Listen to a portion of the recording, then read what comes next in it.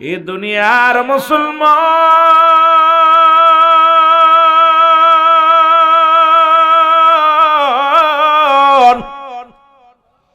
এ জীবন নয়, এমন একটা জীবন আসবে যে দেশে গেলে মানুষের বিচার হয়, যে দেশে গেলে মানুষের হিসাব হয়। আমাকে একটা সাবজেক্ট দিছে কবরের জিন্দেগি। আহারে, যে দেশে গেলে মানুষের বিচার হয়, যে দেশে গেলে মানুষ আর কোনোদিন ফিরে আসে না, সেই দেশের নাম হলো কবর। জোরে বলেন ঠিক কিনা? এ আমার ভাইরা, আমার বন্ধুরা, আমার এই পৃথিবীর মধ্যে একটা আসার সিরিয়াল আছে, যার কোনো সিরিয়াল নাই রে। দেখা যায় বাবা জিন্দা, সন্তান দুনিয়ার মধ্যে নাই। কত সন্তান তার বাবারে হারাইছে। এই দুনিয়ার মধ্যে বাবা নাই। এইভাবে যার বাবা নাই, সেই সন্তান জানে বাবার মায়া। যার সন্তান নাই, সে জানে সন্তানের মায়া। রব্বে কারীম,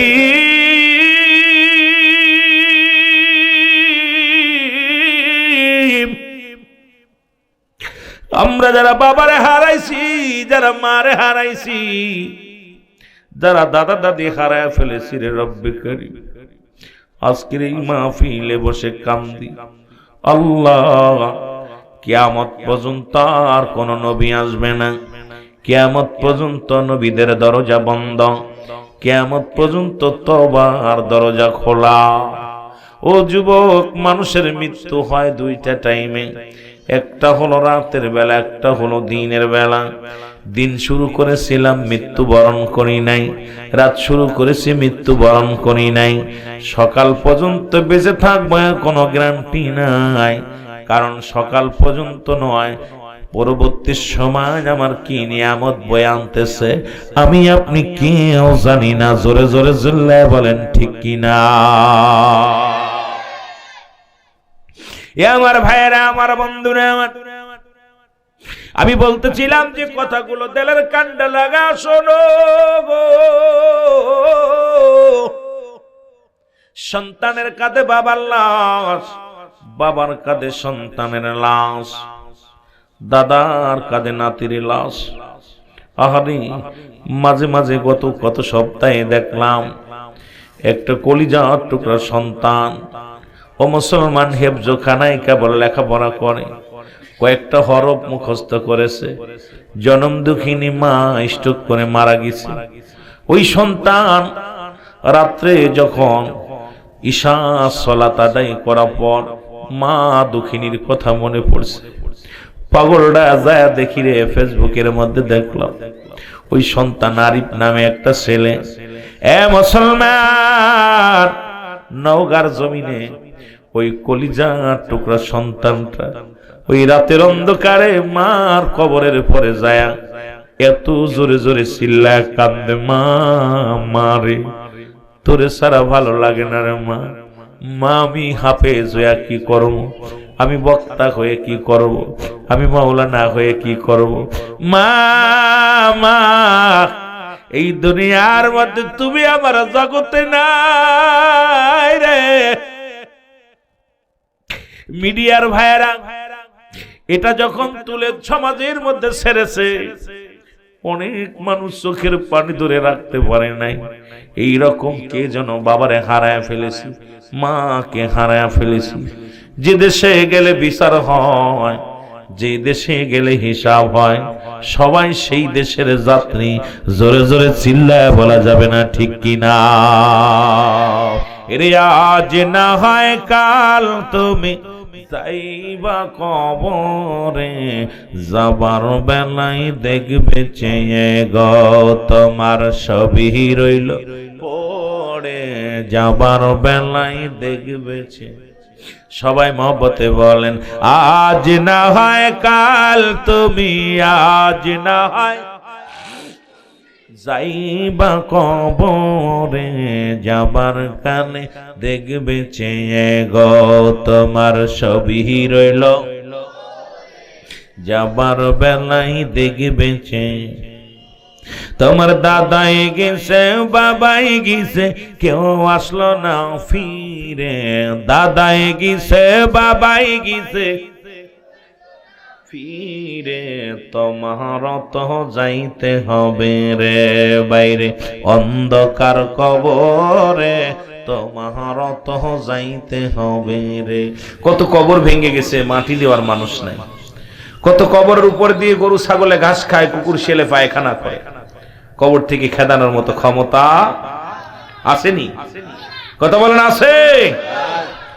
আহা, একসময় রাস্তা দিয়ে বেকা হয়ে হাঁটলে যাদের সামনে তারা দৈরা শাসন করত, এই গোষ্ঠীর মানুষও গোষ্ঠীর দেখতে পারতো না। আজকে কোথায় তারা? তারা চলে গেছে কবরে। এটা ভাবতে গেলে আপনি আমি, একটা মানুষ যদি ভাবে একবার কবরের চিন্তা করে, একটা মানুষ যদি মরণের চিন্তা করে, এই মানুষটা পৃথিবীর আর কোনো কিছু ভাল লাগে না, সব ছেড়ে দিবে, সব ছেড়ে দিয়ে পাগল হয়ে যাবে। রে মুসলমান শোনো, এরে মুসলমান, পৃথিবীর মধ্যে তিনটা বিপদ গো। নাম্বার ওয়ান হলো মানুষের মরণ। নাম্বার ওয়ান, জোরে বলেন নাম কি? আর একটু জোরে বলেন কি? মরণ নাই কার কার? একটু হাত তোলেন দেখি, কার কার মরণ নাই? কুরআনুল কারীমের মধ্যে যতগুলো সূরা আছে, যতগুলো আয়াত আছে, সব অস্বীকার করতে পারবে। ছোট্ট একটা আয়াত অস্বীকার করার মতো ক্ষমতা কারণ নাই। কুল্লু নাফসিন যায়কাতুল মাউত। আল্লাহু আকবার বলো না। পৃথিবীর মধ্যে আদম আলাইহিস সালাম থেকে শুরু করে, আদম আলাইহিস সালাম হযরত হাওয়া আলাইহিস সালাম থেকে শুরু করে গো, যত পয়গম্বর যত নবী আসলো দুনিয়ার মধ্যে, সবারই বিদায় হয়ে যেতে হবে, থাকার জায়গা না। কেউ ছিলাম না, কেউ থাকবো না। এক নম্বর বিপদ হলো মানুষের মরণ। এই মরণের পেয়ালা পান করতে হবে, এর মধ্যে কোনো সন্দেহ নাই। দুই নম্বর বিপদ হলো কবর। তিন নম্বর বিপদ হলো কিয়ামতের ময়দান। আল্লাহ, ওই কবরের জিন্দেগিটাই হলো দুই নাম্বার বিপদ। জোরে বলা যাবে না আল্লাহু আকবার। প্রথম বিপদ হলো মানুষের মরণ। মরণ না হইলে তার কবর হইব না। আহা, এ আমার ভাইরা, আমার বন্ধুরা, আমার এই মরণের ভয়ে পালানোর জন্য বাদশা ও পৃথিবীর মধ্যে যত বাদশা ছিল, যত মুসলমান জনক, যত নবীগণ ছিল, যত ওলিগণ ছিল, যত পয়গম্বর দুনিয়ার মধ্যে আগমন করল, যিনি লোকমান হাকিম যার নাম শুনেছেন, যিনি সব রোগের ওষুধ পাইল খুঁজিয়া, যিনি 25 জন নবীর কথা উল্লেখ আছে কুরআনুল কারীমের মধ্যে, লোকমান হাকিমকে দয়া আমার 26 জন সমস্ত রোগের ওষুধ গুলো গাছগাছরা দিয়া সব কিছু হাকিম সব কিছু বুঝলো, কিন্তু মৃত্যু রোগের ওষুধ খুঁজে পায় না। এই মরণ থেকে বাঁচার কোন ওষুধ কোন দার্শনিক, কোন কবি, কোন বৈজ্ঞানিক, আজ কোন ডাক্তার, কোন কেউ খুঁজে পায় নাই। জোরে বলেন ঠিক কি না? পাইছেনি? লোকমান হাকিম সত্য বড় পাওয়ার আল্লাহ তারে দিলেন। বন জঙ্গলে যখন হাঁটতেন, গাছে বলতো, লোকমান হাকিম আমি এই গাছ, আমার এইটা করলে এইটা রোগ সারবে। গাছে ডাকতে বলতো। গাছ বলতো আমি এইটা, যদি কারোর মাথা জ্বালায় হয় এটা দিলে মাথার ব্যথা সেরে যাবে, যদি কারোর গায়ে ব্যথা হয় এটা দিলে সেরে যাবে, যদি কারোর পেট ব্যথা হয় এটা খাওয়াইলে সেরে যাবে। এইরকম গাছে ডেকে ডেকে বলতো লোকমান হাকিমকে, আমার এইটা আমার গুণ। এই গাছ বলতো এটা আমার গুণ, এটা আমার গুণ। কিন্তু যত গাছ জঙ্গল বন জঙ্গলে যতই ঘুরলেন, কিন্তু এই মরণ থেকে বাঁচার কোনো ওষুধ খুঁজে পান নাই। উনি খোঁজ করেছেন, অনেক চেষ্টা করেছে, দেখি মরণ থেকে বাঁচার কোনো উপায় পাওয়া যায়নি, এর কোনো ওষুধ পাওয়া যায়নি। খুঁজতে খুঁজতে নিজে শেষ হয়ে গেল, কিন্তু মরণ রোগের ওষুধ পায় নাই। জোরে বলো আল্লাহু আকবার। পৃথিবীর মধ্যে 1000 বছর, 500 বছর, 50 বছর এক একজন পয়গম্বর বেঁচে গেলেন। 500 বছর বেঁচে গেছে। আর আমরা বাসি মধ্যে পৃথিবীর মধ্যে মরে 60 বছর মুসলমান। শোনে নাও ও যুবক, দিলের কান্ডা লাগা শোনো। এই মরণের কথা বলতে যাইয়া কথাগুলো অনেক কথা এসে যায় রে মুসলমান। আপনারা জানেন বাদশাহ শাহজাহান এর মুসলমান, শুধু তাই নয়, বড় বড় বাদশাহ ফিরাউন, নমরুদ, কারণ যারা খোদাই দাবি করেছিল, বখতা নসর মুসলমান, ফিরাউন, জুলকারনাইন, শুধু তাই নয়, পৃথিবীর বুকে সব চাইতে বড় বাদশাহ ছিল 4 জন, যারা তামাম পৃথিবী শাসন করেছিল। মুসলমানদের মধ্যে 2 জন, কাফেরদের মধ্যে 2 জন। মুসলমানদের মধ্যে 2 জনের একজনের নাম হলো বাদশাহ মুসলমান। শুনে নাও, বাদশাহ সুলাইমান, আল্লাহ তাকে এত পাওয়ার, এত ক্ষমতা দান করেছিল, বাতাসের সঙ্গে চলতো। যখন কুরসির মধ্যে চড়তো মুসলমান, কোনো পেট্রোল লাগতো না, ডিজেল লাগতো না, কোনো ড্রাইভার লাগতো না, কোনো হেল্পার লাগতো না, শুধু বলতো যাও, সঙ্গে সঙ্গে তামাম পৃথিবী ঘুরে ঘুরে দেখতো এই বাদশাহ মুসলমান বেঁচে আছে না মরছে। আওয়াজটা আসতে হলো, মরছে? সুলাইমান পয়গম্বর বেঁচে আছে, বেঁচে আছে। ক্ষমতা কত ছিল জানেন? ক্ষমতা আল্লাহ এত ক্ষমতা দিয়েছিল, এই কুরসির মধ্যে বইয়া এটা সারা পৃথিবী ঘুরে ঘুরে দেখতো।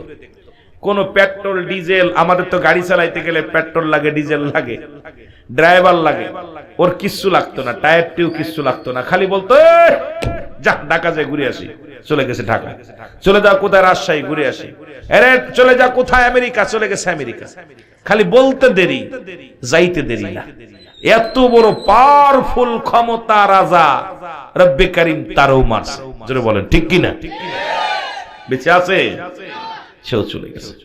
এই চিন্তা যদি কোনো ব্যক্তি করে, আমার মন বলে সে ঘুষ, সুদ, জিনা, ব্যভিচার করতে পারে না। যে আমার জিন্দেগি, আমার এই জিন্দেগি কি এভাবে যাবে? এই যে আমার বাবারা বসেছিল, ওই আমার মতো দাড়িগুলো কাঁচা ছিল, ওইরকম আপনাদের মতো জীবন ছিল, ছোট ছিল, ল্যাংটা হয়ে বেরছে, আজকে কোথায় শেষ না জানি, আগামী দিন বাঁচবো কি বাঁচবো না। প্রতিটা মানুষ যদি আপনি আপনার আরেকজনের দিকে তাকান, শিশুর দিকে তাকান যে শিশুটা এরকম আমিও ছিলাম, যুবকের দিকে তাকান এরকম আমিও ছিলাম, এ যুবক তুমিও বিদ্যুৎ দিকে তাকাও যে এরকম আমার হতে হবে। সুতরাং এই মানুষগুলো তো অন্যায় করতে পারে না। আমার ভাইরা, আমার বন্ধুরা, আমার গভীর মনোযোগ, যে কথাগুলো বলি দিলের কান্ডা লাগা শোনো। আর একজন বাদশা ছিল যাকে আল্লাহ পাক দুনিয়ার মধ্যে একটা মুজিজার গোড়া দান করেছিল, নাম হলো বাদশা জুলকারনাইন। আল্লাহু আকবার। বিশাল দাপট ছিল, অল পৃথিবী শাসন করেছে। অল পৃথিবীর বুকে 2 জন মুসলিম বাদশা ছিল, একজনের নাম হলো সুলাইমান পয়গম্বর, আর একজন হলো বাদশা জুলকারনাইন। আল্লাহ এদের মতো এত ক্ষমতাধারী ব্যক্তি আর পৃথিবীর মধ্যে আর কাউকে দেয়নি। এত বড় শাসক পৃথিবীর মধ্যে আর পাঠান নাই। বাদশা জুলকারনাইন আল্লাহ তার 1600 বছর হায়াত দান করেছিল। কত বছর? জোরে বলেন কত বছর? অল্প নেই, 1600 বছর। ওরে বাবা, আমরা বাঁচি কয় বছর? 60 বছর, 50 বছর, আর 1600 বছর। 1600 বছর হায়াত আল্লাহ তারে দান করেছিল। মানুষটা লম্বা ছিল 48 হাত লম্বা। কত হাত? আপনি আমি কয় হাত? এই মানুষের ওরে বাবা, মাহফিল করে রাস্তাতে যখন যায় দোয়া ইউনুস পড়তে পড়তে গলা শুকায় যায়। এই বদমাইশ গুলো 3.5 হাত নিলিফুট মানুষ রাস্তায় রামদাও নিয়ে ডাকাতরা বয়া বয়া থাকে। এদের ভয় আগে মানুষ ভূত পেতনিরে ভয় পেতে, এখন ডাকাত এই মানুষকে ভয় পায়। আরে মানুষ, অমানুষ, তোরা কেমন মানুষ?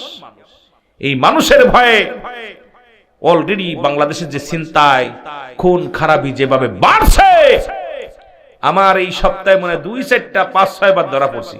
কিন্তু রহমতের নবীর খাতিরে আপনার দোয়ার বরকতে সব জায়গা থেকে আল্লাহ দয়া করছে। তো বড় কষ্ট হলো যে এই মানুষগুলো রাস্তার মধ্যে আরেক ভাইরে কষ্ট দিতেছে, কোন মানুষের নিরাপত্তা নাই। মানুষের প্রতি কেমন কিয়ামতের ময়দানের মতো, কেউ কারোর হবে না। কি যেন একটা শুরু হয়ে গেছে দেশের উপরে, এগুলো তো চলতে দেওয়া যায় না। এই জন্য আমার দেশের জনগণ যারা আছে, যুবক ভাইয়েরা আছে, আমরা আর ওই সরকারের দিকে তাকাই থেকে লাভ নাই। আমরা নিজেরাই এর একটা ব্যবস্থা করার জন্য নিজেদের নিরাপত্তা নিজেরাই খুঁজে নিতে হবে। জোরে বলেন ঠিক কিনা? খুঁজে নিতে হবে। জোরে বলেন ঠিক কিনা? খুব কষ্ট এগুলো বলতে গেলে, যেহেতু আমার অধিক ওয়াজ না, রুহুল আমিন সিদ্দিকী বাস্তববাদী ওয়াজ করে বেশি, কিন্তু আমার তো একটা সাবজেক্ট দিছে, এই জন্য ওদিকে আগাইতে হবে বেশি। আমার ভাইরা, আমার বন্ধুরা, আমার 1600 বছর হায়াত আল্লাহ তারে দান করেছিল। আল্লাহ তারে একটা মুজিজার ঘোড়া দান করেছিল, যে ঘোড়াটা দিয়া যখন উনি চালাইতেন, একটা কদম ফেলানোর সঙ্গে সঙ্গে 12,000 মাইল অতিক্রম করতে। জোরে বলেন সুবহানাল্লাহ। কত হাজার? 12,000 মাইল। খালি একটা পা এখানে রাখতেন, আর একটা পা ফেলতেন, এক কদমে 12,000 মাইল অতিক্রম করতেন। বাদশা জুলকারনাইন, এ মুসলমান শুনে নাও, যারা মক্কা মদিনায় হজ করতে গেছেন, রাসূলুল্লাহর রওজা জিয়ারত করছেন, মদিনা শরীফ থেকে উত্তর দিকে একটা মহকামা দেখা যায়। সেই মহকামাটার নাম হলো আলেকজান্দ্রিয়ান সিটি শহর বলা হয়। এই শহরের মধ্যে বাদশা জুলকারনাইনকে শোয়ায় রাখা আছে। ওনার পাশে একখানা সাইনবোর্ড লাগানো আছে। উনি মৃত্যুর আগে সাইনবোর্ডে লিখে গেলেন, যখন অসুস্থ হয়ে গেলেন, বললেন, দুনিয়ার মানুষ, আমি যে ভুল করেছি তোমরা সেটা করো না, আমার হায়াত সীমিত। কত বছর? কত বছর? ওয়াজ কি মুখস্থ করতেছেন? 1600 বছর বেঁচে বলতেছে, আমার হায়াত সামান্য, আমি যে ভুল করেছি ভুল তোমরা করো না, তোমরা খোদা তাআলার প্রেম অন্বেষণ করো। সুবহানাল্লাহ বলেন না? এ মুসলমান, এই বাদশা জুলকারনাইন মরছে না বেঁচে আছে? এই গ্রামে, আপনাদের গ্রামে অনেক সন্ত্রাস ছিল, ডাকাত ছিল, অনেক দুর্দর্শ ক্ষমতাবান ব্যক্তি ছিল, আবার অনেক ভিখারি ছিল। তারা মরছে না বেঁচে আছে? কতক্ষণ মরছে না বেঁচে আছে? কোথায়?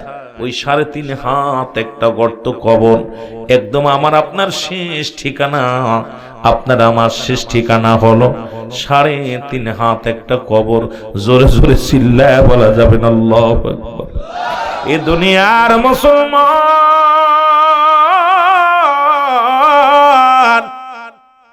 ও যুবক, দিলের কান্না লাগা শোনো। এই তো ছিল মুসলমানদের মধ্যে দুজন, কাফেরদের মধ্যে ছিল দুজন। এই কাফেরদের মধ্যে দুজনের নাম হলো, একজনের নাম হলো বাদশা নমরুদ। এই নমরুদের কাহিনী যদি শুনতেন রে বাবা, এই যে রমজান মাস আসতেছে, বড়া পড়ার তরমুজ ব্যবসায়ী কিছু নমরুদ আছে, জোরে কোন ঠিক কিনা? এর দুনিয়ার মধ্যে প্রথম জীবনে ছিল উনি কি ছিল জানেননি? সর্বপ্রথম ছিল মুসলমান, এই জগতের মধ্যে দিন মজুরি। এরপরে এখানতে হলেন মুসি। মুসি ওই কোথায় জুতা স্যান্ডেল সেলাই করতেন। এরপরে স্বপ্ন জাগলো বড় লোক হন। কয় আমরা এখানে থাকবো না, যাব মিশরে। মিশরের টাকার বড় দাম। বন্ধু কাবুসকে নিয়ে চলে গেলেন মিশরের জমিনে, যা ওখানে খোদার যন্ত্রণায় বড় ছটপট করে। আমার বাবারা, এক তরমুজালার বাড়ি কাজ নিলেন। কাজ নিয়ে পর সারাদিন কাজ করে। এই কাজ করার পর বিনিময়ে একটা করে তরমুজ পায়। তরমুজ খাইলেন বাবা, তরমুজের ব্যবসা শুরু করে দিল। কেনে পিস হিসেবে, কেনে বেচে কেজি হিসেবে। পিস কেনে 100 টাকা, কেজি বেচে 100 টাকা। দেখা যায় এত লাভ শুরু হয়ে গেল বড়া পড়া। এই দুনিয়ার মধ্যে এই তরমুজ ব্যবসায়ী করতে করতে কিছু টাকা হলো। এই টাকা নিয়ে মিশরের দিকে রওনা হয়ে গেল। বাল্যবন্ধু কাবুসকে সঙ্গে করে নিয়ে যায়। শুনতে পাইলেন মুসলমান, এই দুনিয়ার মধ্যে দারোয়ান কোথায়? মিশরের জমিনে। এই জমিনের মধ্যে মুসলমান শোনো, দারোয়ান নিযুক্ত করা হবে। একটা পত্রের মধ্যে পাইলেন দারোয়ানের চাকরি করার জন্য ইন্টারভিউ দিতে গেলেন। ওর যে চেহারা সুরত দেখিয়া দারোয়ানের চাকরি দিল। ওর যে চেহারা সুরত, দারোয়ান হওয়ার যোগ্য, দারোয়ানগিরি করলেন। দারোয়ানগিরি ওই বছর শত শত মানুষ মারা গেল, কলেরা রোগে মারা গেল। আর যখন কলেরা রোগে মারা গেল, এই গোরস্থানের দারোয়ান ছিল মুসলমান। শোনো, মমতাজের মতো এই পতিতালা মহিলা পতিতালা মহিলা সংসদে যায় সংসারদার ইজ্জত নষ্ট করে ফেলেছে, জোরে বলেন ঠিক কিনা? কিছু কিছু পতিতালায় শিল্পী, গায়ক, নায়িকা, এইগুলো পবিত্র স্থান, যেটা মুসলিম জাতির পবিত্র জায়গা, সেই জায়গায় নাস্তিকগুলো, হারামখোর, জিনাখোর, এগুলো যায় তারা আস্তানা গেড়ে একটা রং তামাশা করে দেশের সঙ্গে আজকে দেশটার 12 বাজায় দিচ্ছে। আজকে আমার সোনার চান ছেলেরা সব নষ্ট হয়ে গেছে, আমার জাতি আজকে কষ্টের মধ্যে আছে, এর জন্য ওই নটপটিরাই দায়ী, জোরে বলেন ঠিক কিনা? আমি সারা জীবন দায়ী করব ওদেরকে। কোথায় কারে জুতার কালি, জুতা কোনোদিন মাথায় রাখে না, জুতা পায়ে থাকে, আর যে জুতা পায়ে থাকে সেই জুতা উঠাইছে মাথায়, জোরে বলেন ঠিক কিনা? অবস্থা খুব খারাপ, যদিও শুনতে খারাপ লাগে, কষ্ট লাগে। যেখানে যার বসার যোগ্য সেখানে সেই বসবে, কিন্তু ও তো যোগ্য না, ও কি বসবে? এমন কিছু অযোগ্য মানুষের জন্য আজকে আমার সমাজ, আমার জাতি কত যে কষ্টের মধ্যে আছে ভাই, আপনারা বুঝতেছেন না। আমরা দেশ বিদেশ ঘুরি, কত যে কষ্ট ভাই। সামনের পর মানুষ মানুষকে খুন করতেছে, মানুষ মানুষকে মেরে ফেলতেছে, মানুষ মানুষকে হত্যা করতেছে, মানুষ মানুষের টাকা পয়সা ছিনতাই করে নিচ্ছে সামনের পর থেকে। আপনি দাঁড়ায় রয়েছেন, সব মানুষগুলো কেন যেন অলস, ওই প্যারালাইসিস হইলে যেরকম মানুষ দাঁড়ায় থাকে ঠিক এরকম দাঁড়ায়। তারা আজকে নারীর কারণে নারীরা দূষিত হচ্ছে, যেটা বলেন ঠিক কিনা? কারণ এইরকম সুলা কলা যখন যাবে, সুলা কলার উপরে মাছি পড়বে, যেটা বলেন ঠিক কিনা? মিষ্টি যদি ঢেকে না রাখেন মাছি পড়বে না। ওদের পোশাক দায়ী। আজকে যে সমস্ত পোশাক আসতে পথে দেখি, নিজেকে কন্ট্রোল, নিজের লোক লজ্জায় মাথা নত করে থাকতে হয়, কারণ এটা তো আমার মেয়ে, আপনার বোন, আমার বোন। এগুলো কোথায় আজকে সমাজ, জাতি, এটাকে সংশোধন না করতে হলে আমার জাতি শেষ হয়ে যাবে। এ দুনিয়ার মুসলমান শুনালাও গো,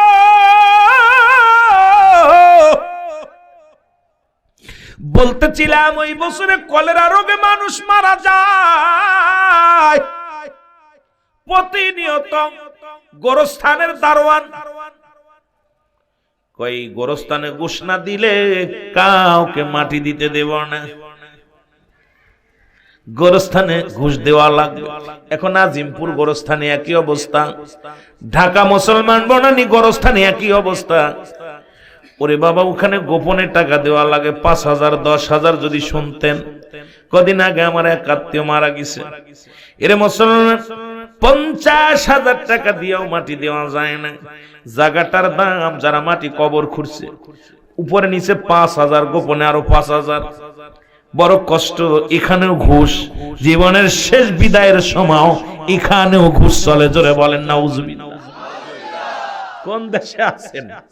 কবরে হুয়াইবেন, এখানেও ঘুষ দিয়ে কবরে শোয়ানো লাগবে। আমি নিজেকে কন্ট্রোল করতে পারতেছি না এগুলো দেখা পর। এমনি কি রাসূল বলছে দেশ ভ্রমণ করতে? দেশ ভ্রমণ করলে অনেক জ্ঞান বাড়ে, অনেক জ্ঞান বাড়ে। যে কবরে শোয়া 1,000 টাকা, আগে ছিল 500 দিন মজুরি। যিনি কবর খুঁজবে নিম্নতর তার মজুরিয়া দিতে হবে। উনি কবর অল্প একটু খুঁয়া কয় খোঁজা যাচ্ছে না, খুব শক্ত, 2,000। এরপর আর একটু খোঁজা পারকে সমান করতে হবে, আরো 2,000। কথা বুঝেননি? আর ওদের যারা খুঁজতেছো, চিন্তা করার দরকার ছিল এর ভিতরে আমারও শুইতে হবে, আমার ডাকে খুঁড়বে, জোরে বলেন ঠিক কিনা? আপনার খোঁড়া লাগবে না? এই চিন্তা যদি ওর ভিতরে থাকতো, কি এই গুলো করতো? লাশ সামনে নিয়ে পর, গোরস্থানে নিয়ে পর, আটকায় দেয়। জমি রেস্টি করতে হবে, এই জায়গা শোয়াইতে লাগলে এটা করা লাগবে, ওটা করা লাগবে, সই করা লাগবে, ফরমে সই করা লাগবে। এই করতে করতে টাকা শুধু বাড়ছে। দেখা তো অসহায় মানুষগুলো, অনেকে লাশ ফেলে থেকে চলে আসতে চায়। কি করব? এত কষ্ট। ইমাম সাহেব জানাজা পড়ব, এইবার আর একটা ফেতনা শিকারে কয় নামাজ পড়ে নাই, কাফারা দিতে হইব। কত? কয় কত রাকাত? কত রাকাত? গাইবেন নিয়ে আসো 50,000, 50 লাখ, 1.5 লাখ, 2 লাখ। আরে কোথায়? কি অবস্থা, কি অবস্থা? এগুলো বললে আপনারা হাসবেন যে কোথায় আজকে জাতি। আপনাদের দুর্নীতি বাদ দিলাম, আমার দুর্নীতি ধরলে পারি, তাই তো বিপদ। কথা বুঝেনি? পরেরটা কথা, এই যে অ্যারিস্টটল, সক্রেটিস বই লেখার পর বলছে নো দাই সেলফ, নিজেকে নিজে চিনতে হবে। আমি তো নিজেরই চিনতে পারি না, আপনারা কি চিনবেন? আমার ভাইয়েরা, আমার বন্ধুরা, অনেক টাকা পয়সা হয়ে গেল।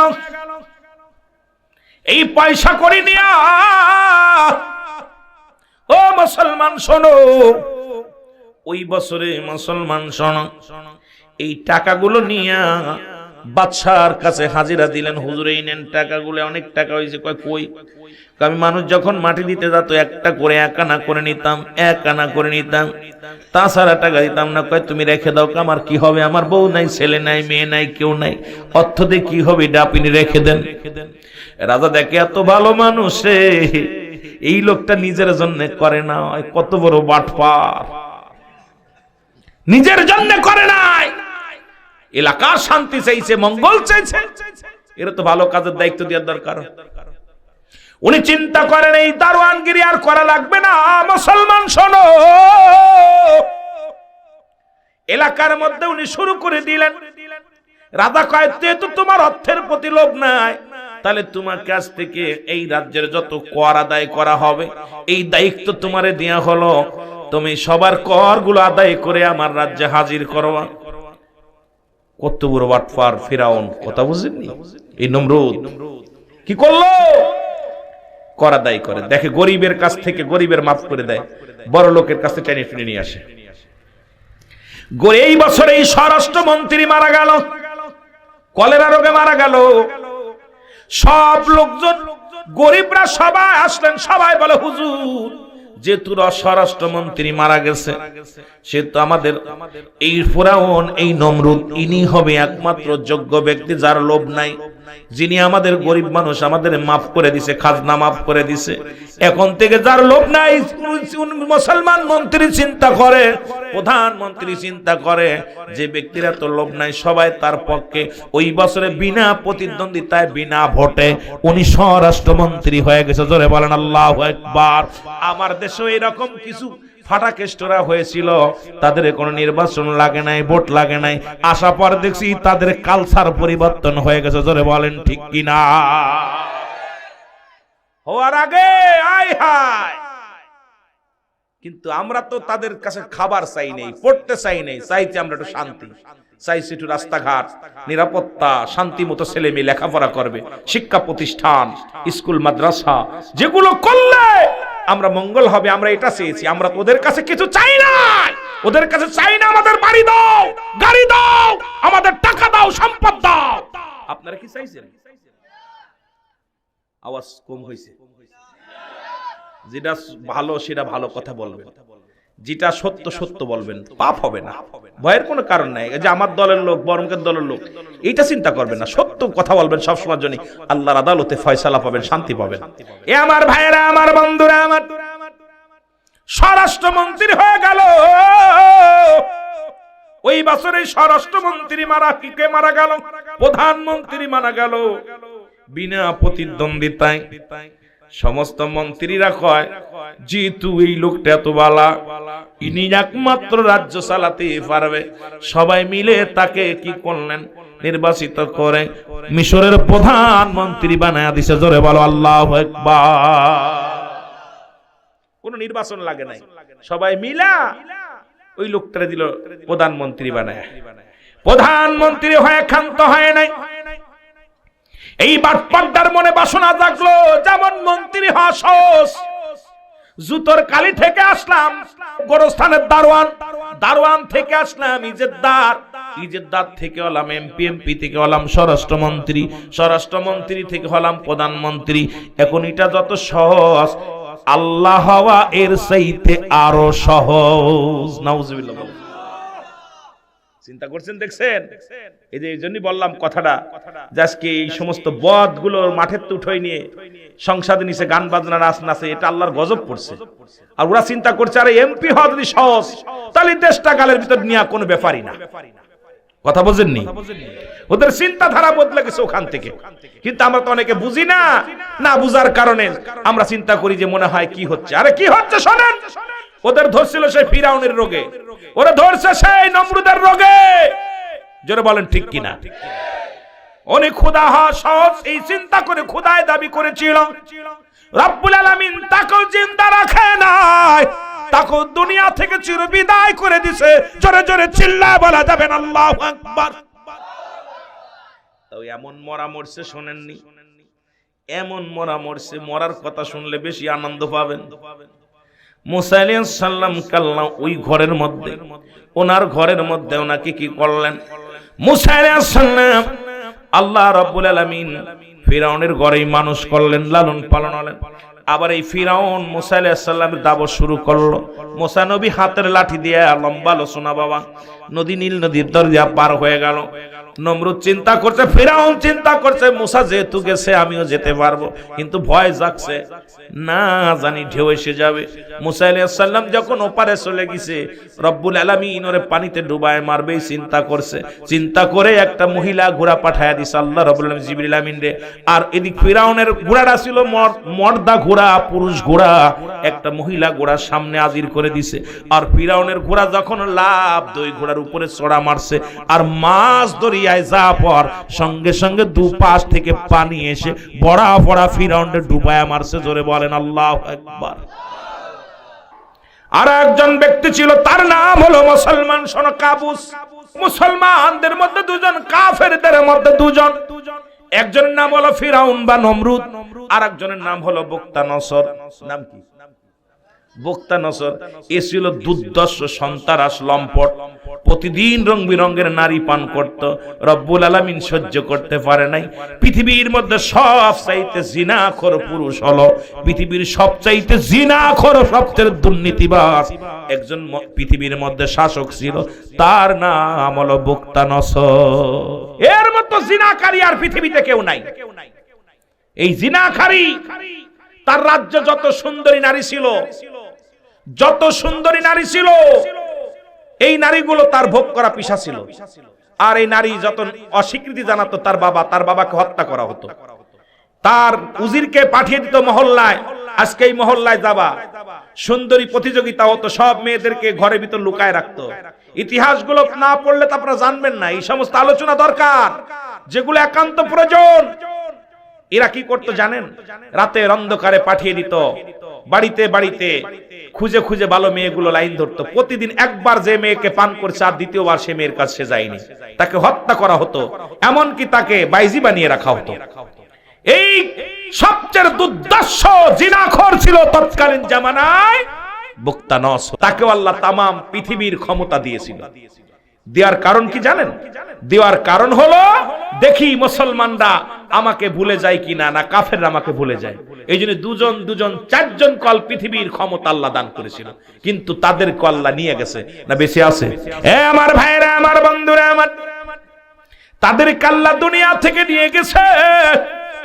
এইরকম আমি আপনিও চলে যাব। মৃত্যুর কথা বলতে গেলেন আল্লামা মুফতি আমজাদ আলী সাহেব একটা কিতাব লেখলো গো।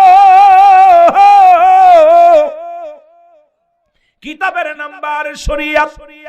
এই কিতাবের মধ্যে লিখতে যা বললেন, দুনিয়ার মানুষ শোনো, মানুষ যখন সাধারণ মৃত্যুবরণ করে, এই মানুষটা 70টা তাজা উটের গায়ের চামড়া জবাই না করিয়া উল্টো দিকে টান দিয়া লবণার মরিচ লাগায় দিলে যতটুক যন্ত্রণা হয়, এর চাইতে 70 গুণ যন্ত্রণা হলো একটা সাধারণ মৃত্যু। জোরে জোরে চিল্লায় বলো আল্লাহু আকবার। এ দুনিয়ার মুসলমান,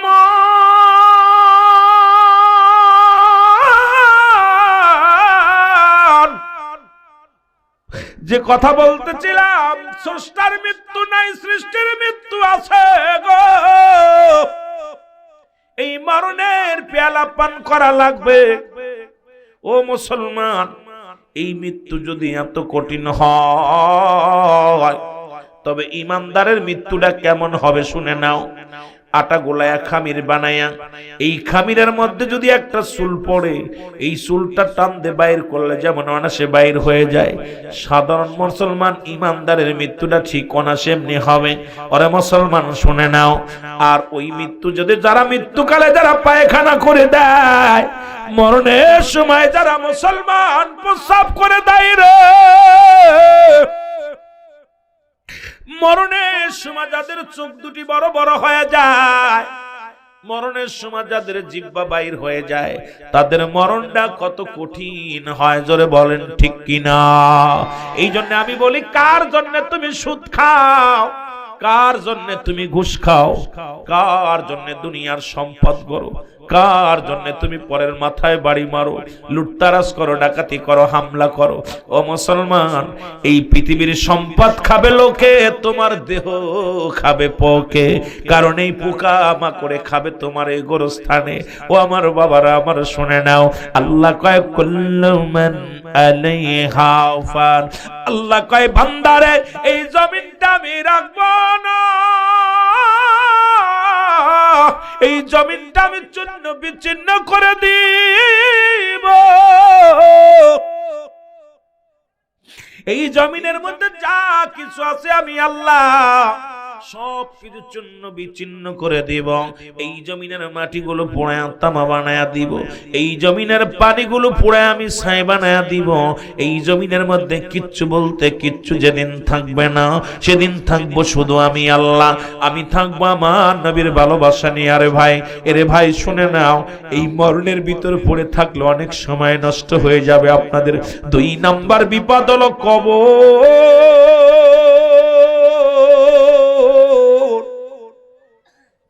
এর কবর বলতে বুঝায় মানুষের মৃত্যুর পর থেকে শুরু করে কিয়ামত পর্যন্ত জগৎটাকে বলা হয় কবরের জগৎ।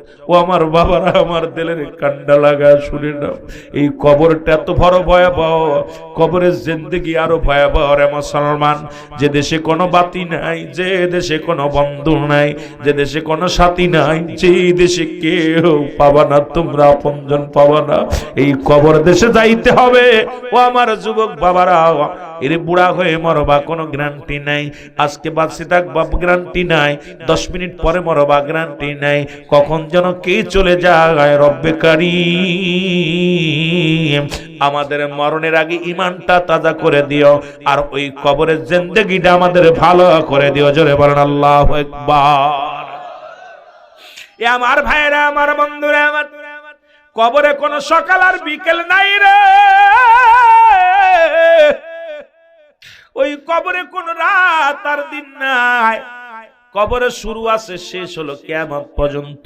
রব্বে কারীম, ওই কবরের জিন্দেগিটা মুসলমান শোনো, ওই কবরের ভয়ে সবাই কেঁদেছে। কবরের ভয় কেমন, জিন্দেগির ভয়ে কাঁদছে। আপনারা শুনলে হয়তো আশ্চর্য হয়ে যাবেন। শেরে খোদা হযরত আলী রাদিয়াল্লাহু তাআলা আনহু, উনি একদিন যুদ্ধের ময়দানে যাইতেছিল। হঠাৎ এক বালকের সঙ্গে সাক্ষাৎ। এই বালকের গায়ে ধাক্কা লেগে ওরে মুসলমান তেল পড়ে গেল। তেলটা যখন পড়ে গেছে, বালক ডাকতে বলে দাঁড়াও, ও যুবক দাঁড়াও। এবার হযরত আলী ডাকতে বলে, ও বালক তুমি আমারে চেনো? কয় না, আপনারে আমি চিনি না। আমার নাম হলো শেরে খোদা হযরত আলী, যার নাম শুনলে শয়তান এই রাস্তা দিয়ে প্রবেশ করে না, যার নাম শুনলে মক্কা মদিনার সব মানুষ থরথর করে কাঁপে। তুমি আমারে ডাক দিলা, তোমার সাহস তো মন্দ নাই। যুবক ছেলেটা ডাকতে বলে, আলী, যেহেতু তোমার নাম আমি শুনেছি, শুনে তোমাকে দেখি নাই রে আলী, তবে আজকে তোমাকে আমি দেখলাম। তুমি যত বড় মস্তান হও কিছু যায় আসে না। তুমি আমার এই তেলটা যতক্ষণ পর্যন্ত দেবে না, ততক্ষণ পর্যন্ত তোমাকে আমি ছাড়ব না। আমার তেলটা দিতে হবে, এটা আমার মায়ের আমানত। আমার মা জননী তেলটা নিতে বলেছে, আমি মায়ের জন্য নিয়ে যাচ্ছি। এই তেলটা যদি আমি না নিয়ে যাই, আমি মায়ের কাছে কি জবাব দিব? তুমি যত বড় মস্তান হও না কেন, আমার তেলটা আমাকে দিতে হবে। জোরে জোরে চিল্লায় বলা যাবে না আল্লাহু আকবার। এ আমার ভাইয়েরা, আমার বন্ধুরা, হযরত আলী রাদিয়াল্লাহু তাআলা সেই ছেলের কথা শুনিয়া মাটি হাতের মধ্যে নিলেন, এক মুষ্টি মাটি হাতের মধ্যে নিলেন। মাটিটা নিয়ে জোরে চাপ দিলেন। চাপ দিলে সমস্ত তেলগুলো ছেড়ে দিছে। তেলগুলো পাপর। যুবক চোখের পানিগুলো মুছে বলে, আলী রে, তোমাকে ধন্যবাদ। আমি আমার মায়ের আমানত আমি নিয়ে যেতে পারবো।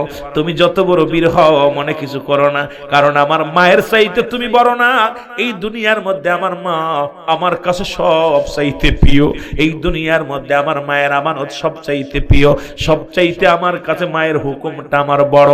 সুতরাং আলী রে, আমার দুঃখিনী মা, আমার অপেক্ষা আছে, আমি রওনা দিলাম, তুমি থাকো।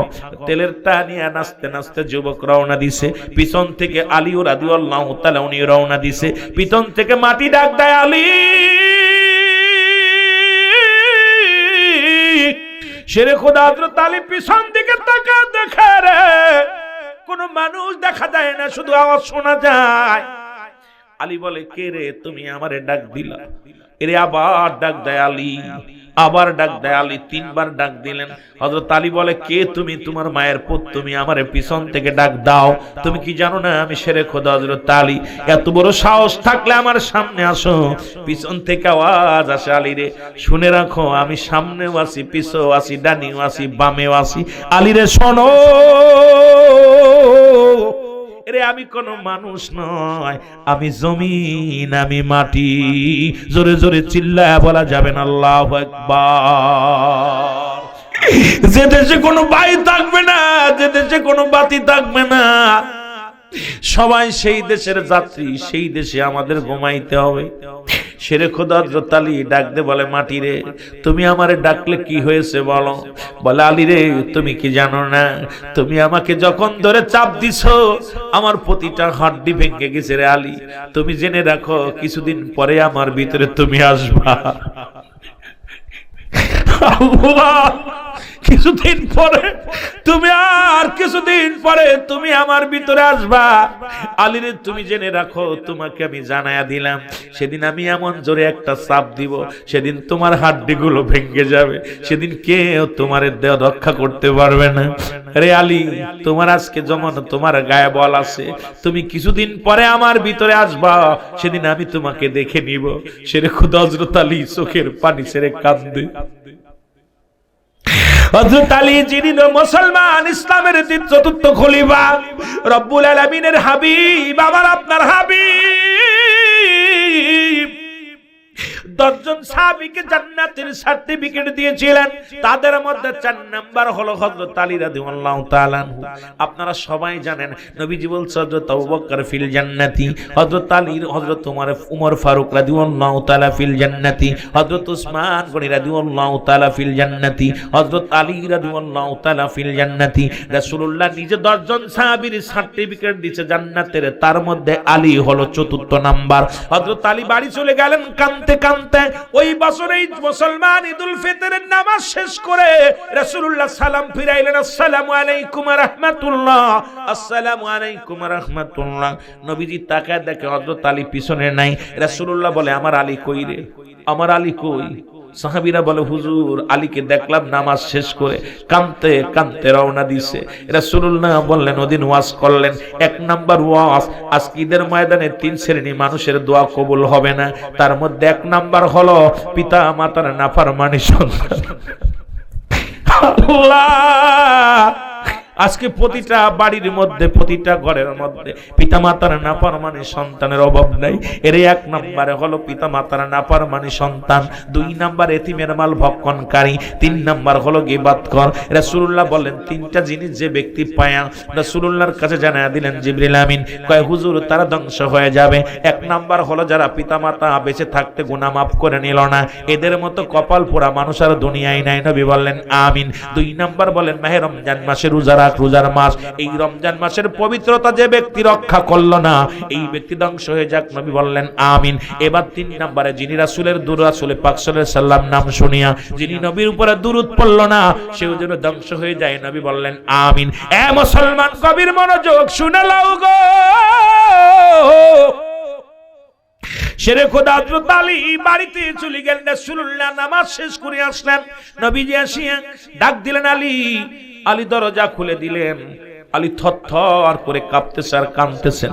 আমার নবী, আলী তুমি কাঁদো কেন? বলে, ইয়া রাসূলুল্লাহ, ইয়া হাবিবাল্লাহ, ওই মাটির কথা আমার মনে পড়ে গেছে। আজকে সবাই ক্ষমা পেল ঈদের ময়দানে, আমি আলী ভয়ে আছি। কয়, আলী রে তুমি তো জমাকে তো আমি জান্নাতের শুভ সংবাদ জানাইয়া দিছি। আমার নবী ডাকতে বলে, আলী বলে, নবী গো, আমি আলী জান্নাতি, তবে মাটির ভয়ে কান্দি রে। ইন্তেকালের পরে আমার যেদিন কবরে শোয়া দিবে, ওই মাটির জবান থেকে আমি শুনেছি সেদিন আমার সঙ্গে দুর্ব্যবহার করবে। আল্লাহ, জোরে জোরে চিল্লা বলা যাবেন আল্লাহু আকবার। ইয়া রাসূলুল্লাহ, ইয়া হাবিবাল্লাহ, ওই মাটির ভয়ে আমি কাঁদতেছি, ওদিন আমারে কেমনে চাপ দিব, কেমনে আমারে ধরবে, এই ভয়ে আমি কাঁদতেছি। সুতরাং এই কবরবাসী আমার ভাইয়েরা শুনে নাও, আমার নবীজি দোয়া করে, আলীও কান্দে, রব্বে কারীম ইলহামের মাধ্যমে শোনায়া দেয়, আলী রে আর কান্দিস না, এই দীর্ঘ একটা বছর তোর চোখের পানি জমিনের মধ্যে পড়ছে, কত মাটি ভিজায় ফেলেছিস কান্তি কান্তি, রব্বুল আলামিন তোর কান্না সহ্য করতে পারে নাই, জমিন তোর কান্না সহ্য করতে পারে নাই, তোমারে আল্লাহ রব্বুল আলামিন ওই মাটি তোমাকে ক্ষমা করে দিছে। জোরে বলেন আল্লাহু আকবার। এ ভাইরা আমার, বন্ধুরা আমার, সেই 2 নাম্বার বিপদ হলো আমাদের কবর। ওই কবরে যেদিন শোয়া দিবে রে, কবর বারবার ডাক দেয়, মাটি ডাক দেয়, ঘুষখোর, এ সুদখোর আয় আমার ভিতরে আয়, এ হারাম করেরা তোরা আমার উপরে দিয়ে যাস, তোরা আমার ভিতরে আসবি যেদিন, সেদিন ওই সুদখোর ঘুষখোর তোদেরকে আমি দেখে নিব। আমার ভাইয়েরা, আমার বন্ধুরা আমার, গভীর মনোযোগ, এই 2 নাম্বার বিপদ হলো কবর। এই কবরে যেদিন শোয়া দিবে, সর্বপ্রথম মুসলমান একজন ফেরেশতা আসবে কবরে, তার নাম হলো নুমান ফেরেশতা। এই নুমান ফেরেশতা আসবে 2টা পত্র নিয়ে, একটার মধ্যে থাকবে নেক আমল, আর একটার মধ্যে থাকবে বদ আমল। মুসলমান হাতের মধ্যে ধরায়া দিয়া বলে, বান্দাই নাও, এই নাও 2 কাগজটা হাতের মধ্যে দিয়া দিবে। কয়টা কিসের কাগজ? কয় দেখো তোমার জিন্দেগি, দেখে 60 বছর 50 বছরের জিন্দেগি,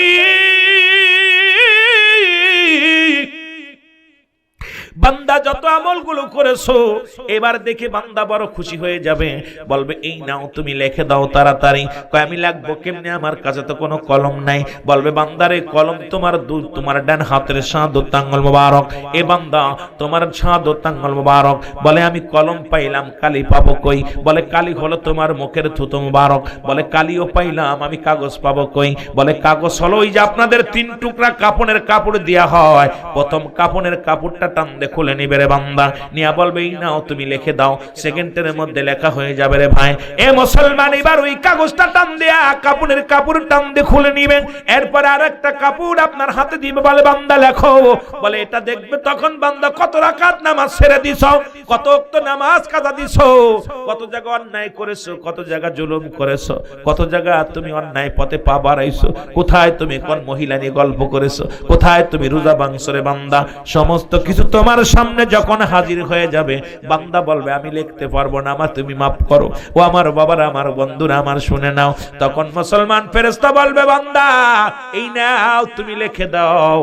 আমি লিখতে পারি না, তখন ডান দিক থেকে চাপ দিবে কবরে মুসলমান, ডান দিক থেকে চাপ দিবে, ডান দিকের হাড্ডিগুলো বাম দিকে চলে যাবে, বাম দিক থেকে চাপ দিবে, বাম দিক থেকে হাড্ডিগুলো ডান দিকে চলে যাবে। কবরে আযাব হয়, এটা যদি কারোর বিশ্বাস না হয়, সকালবেলা আপনার বাবা মার কবরের পাশে যাইয়া একটা গরু বানবেন, ছাগল বানবেন, বাদিয়া দূরে দাঁড়ায় থাকবেন, দেখবেন ওই কবরের পাশে যে গরুটা বানছেন টালুমালু তাকাবে, চোখ দিয়া দর দর করে পানি ছেড়ে দিবে। মুসলমান শোনো, দড়ি ছিঁড়াছিঁড়ি করবে। একমাত্র কবরে আযাব গরু এবং মুসলমান, পৃথিবীর মধ্যে মানুষ এবং দানব বুঝতে পারে না, পৃথিবীর সব প্রাণী কবরে আযাব বুঝতে পারে। এই জন্য দাদু ভাই আমি আপনাদেরকে বলে যাই, সুতরাং কবর দ্বিতীয় ঘাঁটি আমাদের জন্য। ওই কবরে কোনো বন্ধু থাকবে না, কোনো বান্ধব থাকবে না। এই জন্য আমার নবী বলছেন ইন্তেকালের পরে 7টা হক হলো বাবা মার প্রতি। 1 নাম্বার হলো তাদের জন্য সবর, মুসলমান তাদের জন্য মুসলমান মাগফিরাত কামনা করা। 2 নম্বরে তাদের জন্য সবরসানি করা মুসলমান। 7 নাম্বার হলো তাদের জন্য সময় করে বেশি বেশি কবরটা জিয়ারত করা।